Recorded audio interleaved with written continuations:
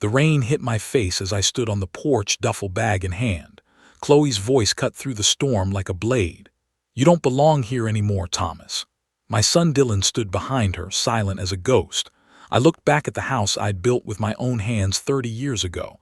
Every nail, every board, every window carried memories of my late wife Rebecca. The door slammed shut. Thunder rolled across the sky. I walked to my truck, threw the bag in back, and drove away. My hands gripped the steering wheel tight. I didn't cry. Not yet.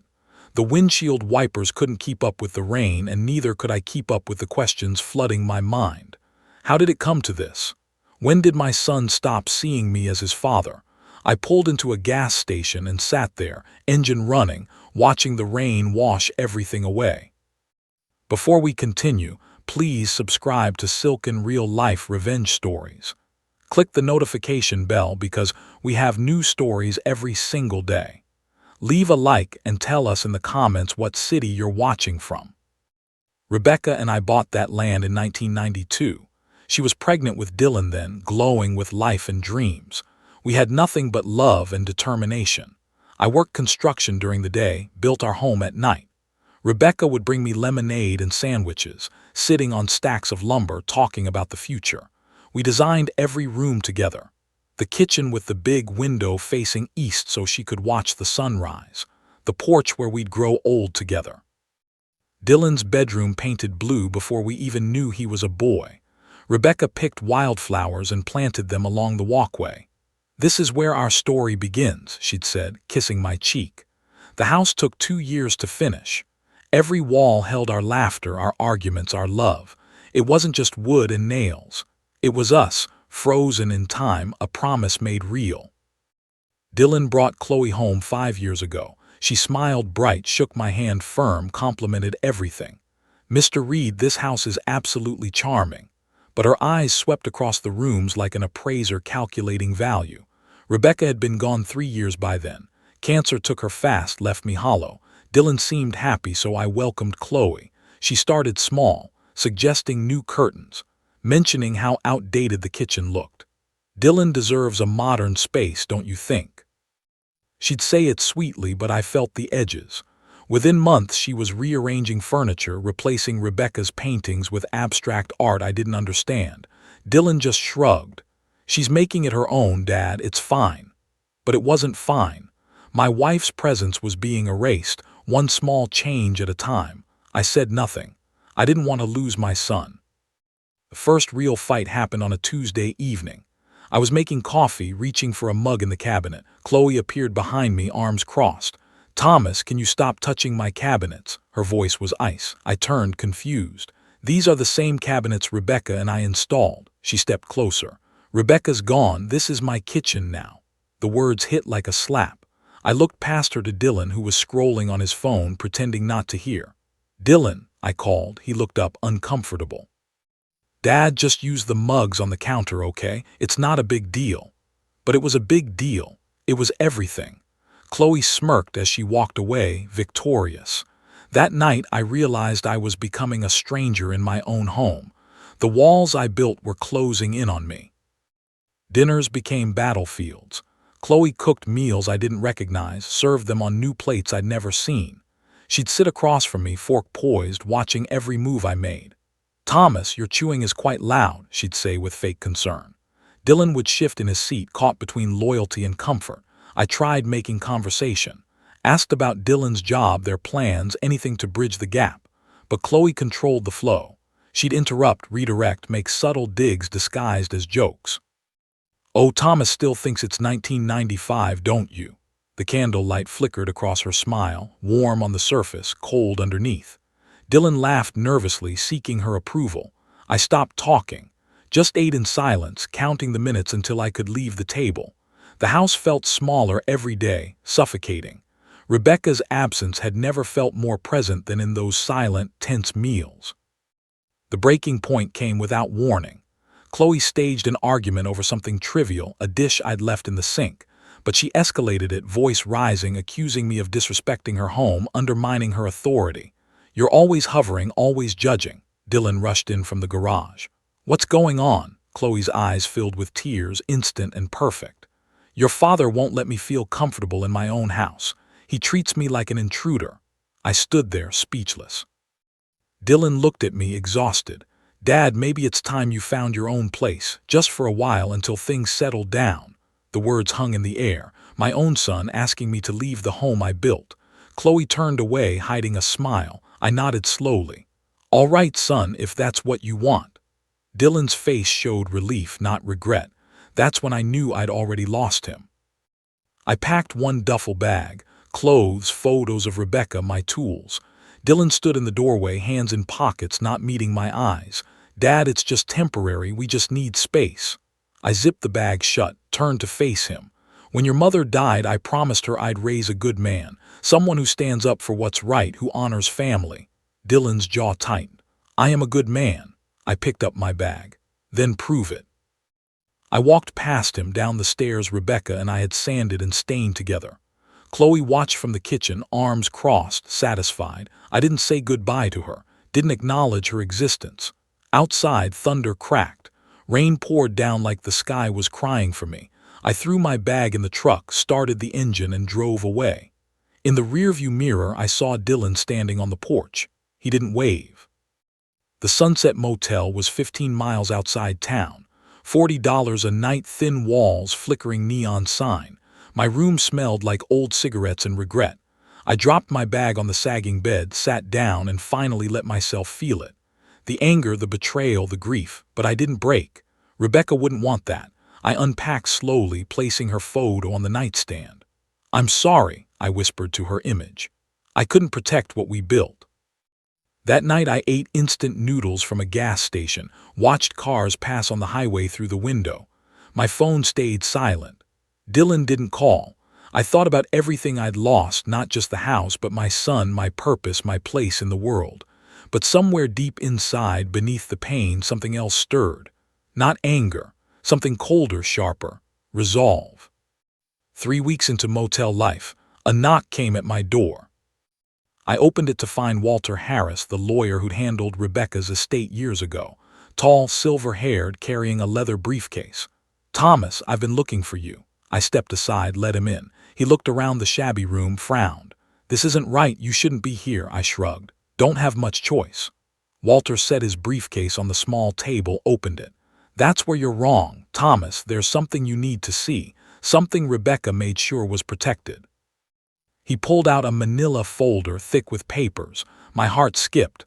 What is this? Walter's expression was serious. Your wife was smarter than most people gave her credit for. She knew things could get complicated after she was gone, so she made arrangements, legal arrangements. He opened the folder.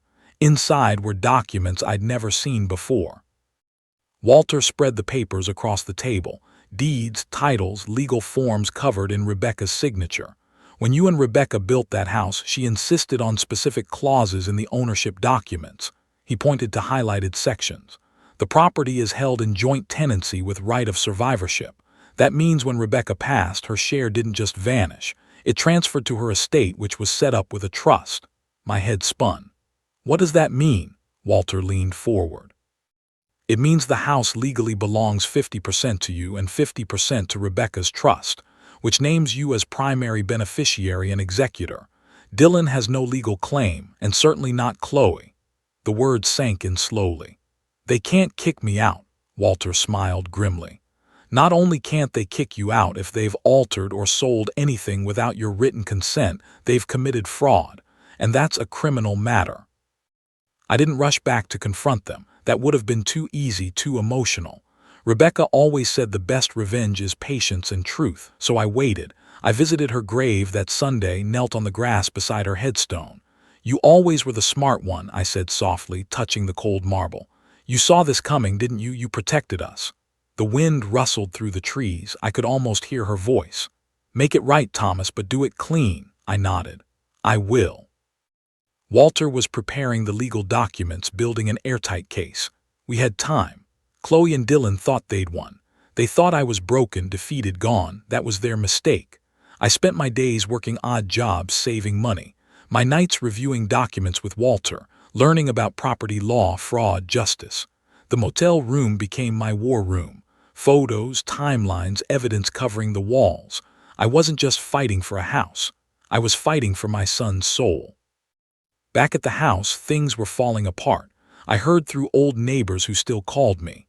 Dylan lost his job at the manufacturing plant. Layoffs hit his department hard. Money got tight fast. Chloe, who'd grown used to comfort, didn't handle it well. The argument started. Loud, vicious, heard through windows.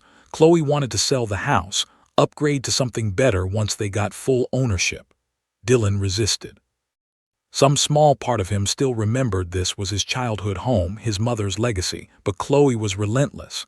She'd married Dylan thinking he was her ticket to security and status.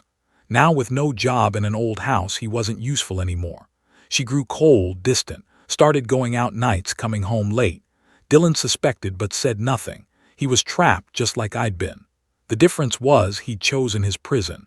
I almost felt sorry for him. Almost. Chloe met Marcus at her gym. Divorced, wealthy, owned a chain of car dealerships. Exactly what she'd been looking for. The affair started quick. She wasn't subtle about it. Neighbors saw her getting into his Mercedes, saw them at restaurants across town. Word travels in small towns. Someone told Dylan. He confronted her one night. I heard about it later from Mrs. Patterson next door. Screaming, crying, things breaking. Chloe didn't deny it. Instead, she turned it around. "You're just like your father, Thomas. Weak, boring, stuck in the past." Dylan tried to hold on to her, tried to make promises, change, be better, but Chloe was done. She'd found her next target. She just needed to secure the assets first. The house, whatever money Dylan had left, anything she could take. Then she'd move on to Marcus. Dylan was just another stepping stone. He'd learned what I'd learned too late, that Chloe only loved what she could use. Dylan called me for the first time in 2 months. His voice was hollow. "Dad, I need to talk." We met at a diner off the highway, neutral ground. He looked terrible, lost weight, dark circles under his eyes, hands shaking around his coffee cup.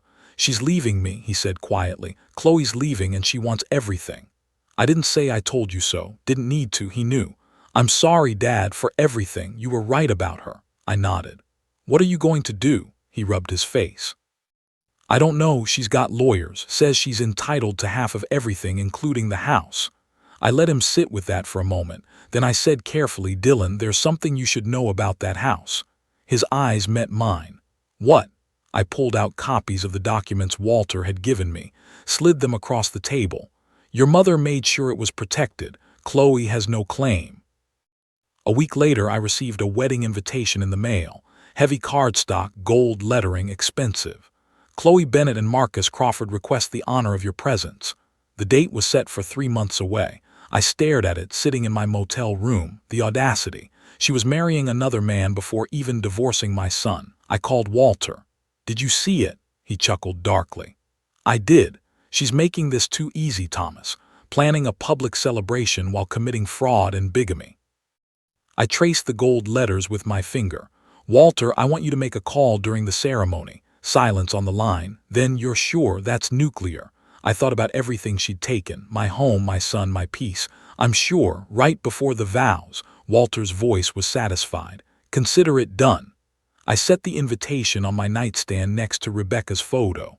"This one's for you, sweetheart." The next 3 months were preparation. Walter filed all the necessary legal papers: property fraud, bigamy, theft. We had everything documented. Chloe's affair, her attempts to sell assets she didn't own, her manipulation. We contacted Marcus's lawyer too, anonymously, letting him know the woman he was marrying was still legally wed and trying to steal property.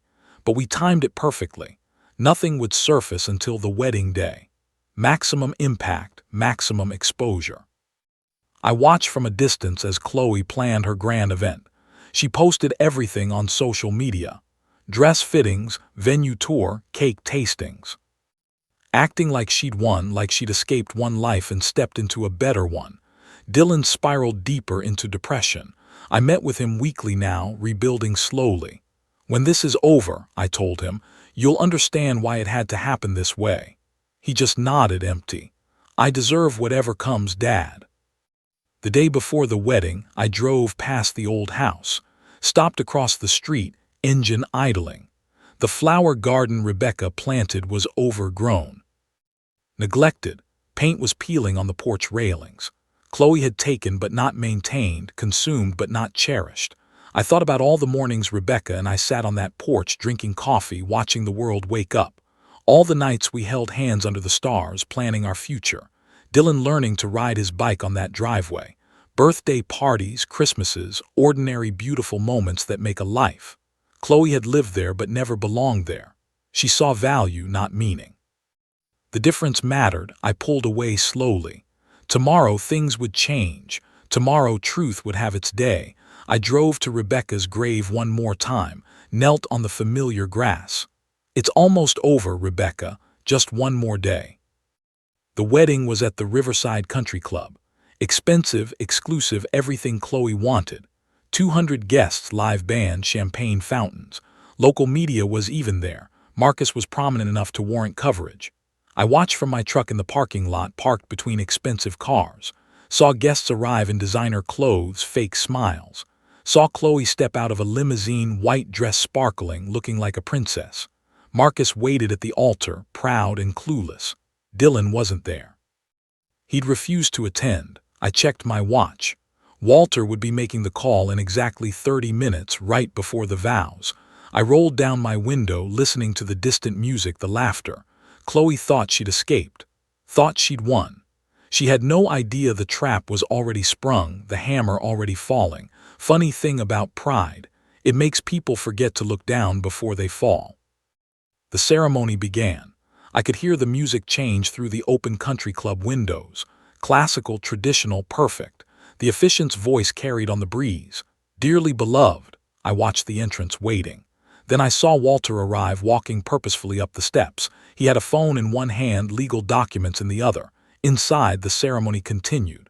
If anyone objects to this union. Walter later told me what happened next. Marcus's phone rang, loud in the quiet sanctuary. He looked annoyed, tried to ignore it. It rang again. The third time he apologized, stepped aside to answer. Walter had called him directly. Mr. Crawford, this is Walter Harris, attorney at law. I'm calling to inform you that the woman you're about to marry is still legally married to Dylan Reed and is currently under investigation for property fraud and theft. Marcus's face went white. The phone nearly slipped from his hand. Chaos erupted fast. Marcus stopped the ceremony, demanded explanations. Chloe's face went from confused to panicked to furious in seconds. Guests whispered, phones came out recording everything. The dream wedding became a nightmare in real time. Walter entered the sanctuary, walked straight to Chloe. Ms. Bennett, or should I say Mrs. Reed? He handed her the legal documents. You're hereby notified of fraud charges relating to property at 847 Maple Street. You attempted to sell assets you don't legally own. Additionally, you're being served with eviction notice effective immediately. Chloe's hands shook as she read.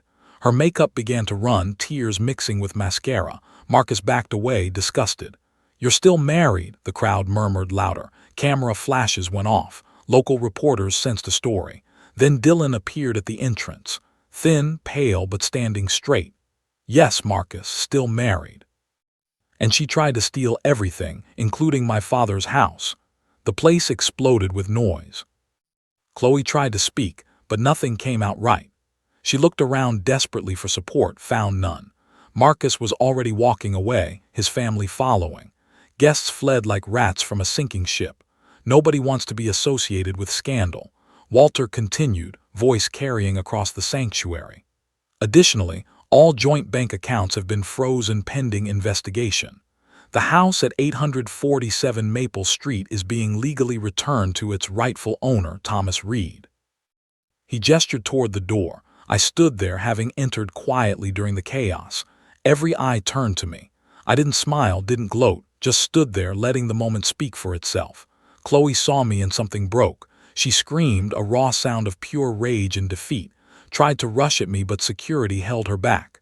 You did this, you ruined everything. I met her eyes calmly. No, Chloe, you did this. I just made sure the truth came out. I didn't stay to watch the rest. Didn't need to. I walked back to my truck, could hear the commotion continuing behind me. Sirens in the distance, someone must have called police. I sat in the driver's seat, hands on the wheel, and finally felt something close to peace. My phone buzzed. Dylan, Dad, can I see you? We met at the diner again, same booth. He looked different, still broken but maybe starting to heal.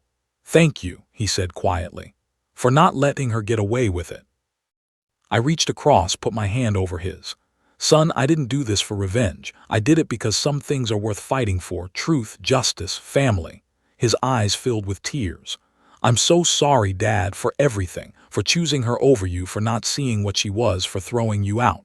I squeezed his hand. "I forgive you, Dylan, but now comes the hard part: building yourself back up, becoming the man your mother knew you could be." The legal aftermath took weeks. Chloe was charged with fraud, attempted theft, and bigamy. Marcus dropped her immediately. His lawyers made sure she got nothing from him. The media had a field day. Local woman's wedding ends in arrest. The story went viral online. People love justice stories. Dylan and I worked with Walter to reclaim the house legally. It took time, paperwork, court dates.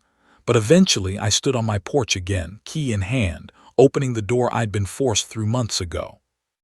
Inside, the house was different. Chloe had stripped it bare, trying to sell everything.